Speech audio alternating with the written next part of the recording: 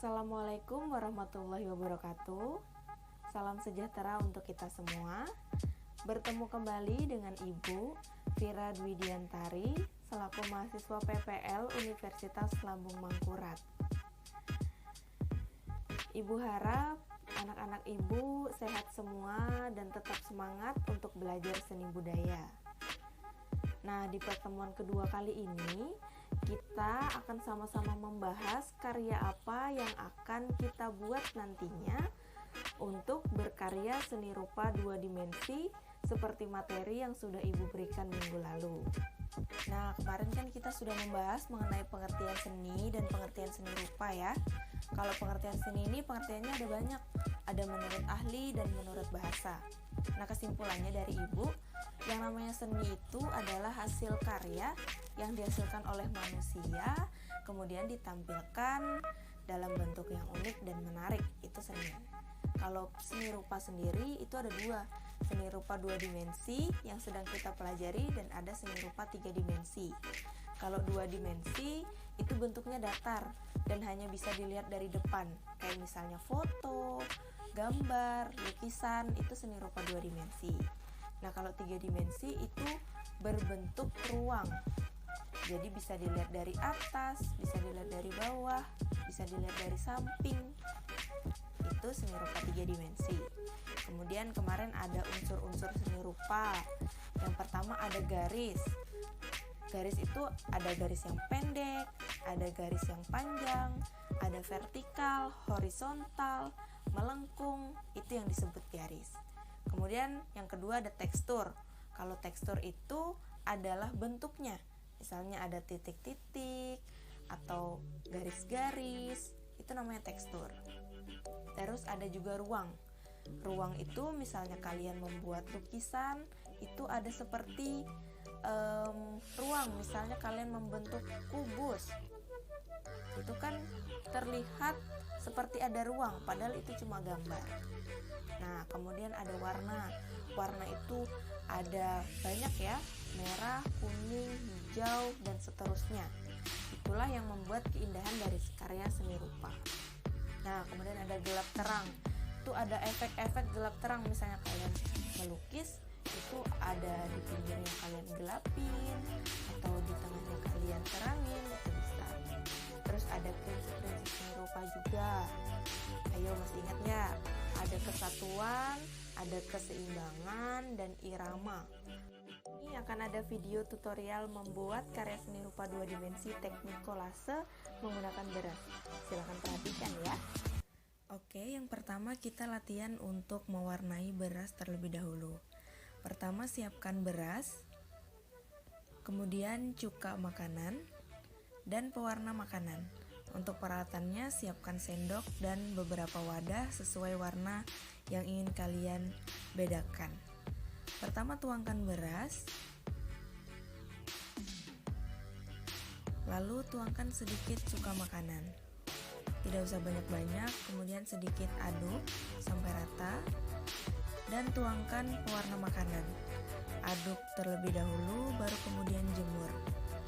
Setelah kering, nah beras baru bisa digunakan untuk teknik kolase. Untuk mengawali teknik kolase, kalian silahkan membuat pola terlebih dahulu.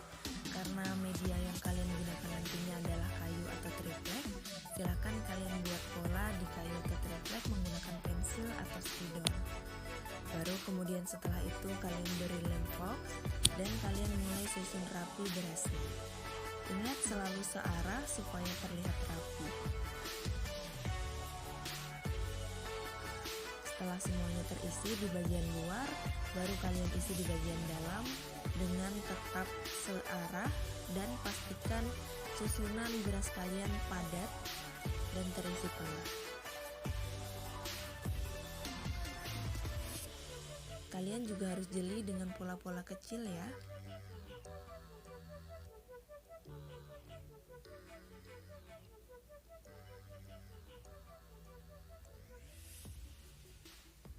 Oke, setelah jadi diamkan sampai kering.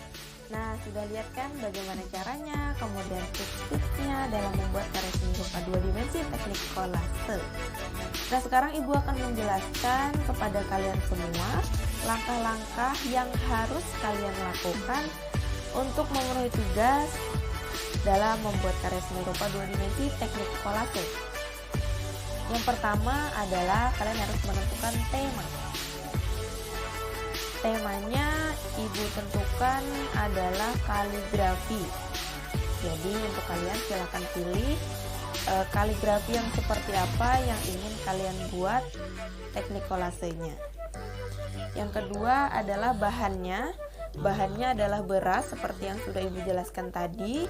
Silahkan pilih beras yang bijinya besar supaya memudahkan kalian dalam menempel.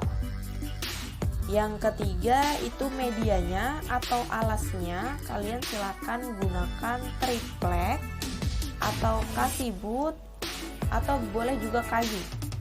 Ketiga bahan itu ya, silakan pilih. Kemudian untuk ukurannya silakan diukur 30 cm ke samping dan 30 cm ke bawah. Jadi bentuknya persegi 30 cm kali 30 cm. Selanjutnya adalah lem yang digunakan. Kalian silakan gunakan lem fox yang warnanya putih atau lem kayu. Selanjutnya kalian silakan buat video tutorial atau video langkah-langkah atau bisa juga disebut video proses dari awal bahan mentahnya difoto atau di video, terserah.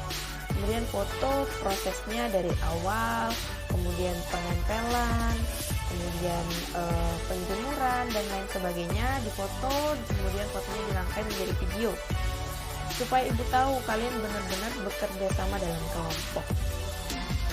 Selanjutnya hasil kaligrafi yang sudah jadi, silakan perwakilan dari satu kelompok, 1 orang atau 2 orang untuk mengumpulkan karyanya ke sekolah. Nah, pengumpulannya kapan, Bu? Pengumpulannya adalah 2 minggu setelah hari ini.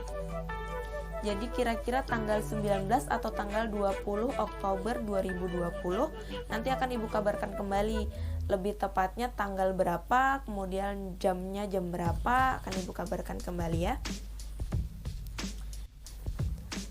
Demikian tadi penjelasan dari Ibu. Semoga materi yang Ibu berikan bisa bermanfaat, bisa masuk ke dalam diri kalian. Kemudian untuk pembagian kelompok sudah Ibu bagi di Classroom, silahkan dicek. Dan silahkan buat grup masing-masing ya tiap kelompoknya. Silahkan untuk mulai bekerja sama mulai sekarang untuk membuat karya seni rupa 2 dimensi teknik kolase. Sebagai gambaran, minggu depan Ibu akan melakukan proses belajar mengajar melalui Google Meet. Jadi kita akan mengadakan pertemuan ya.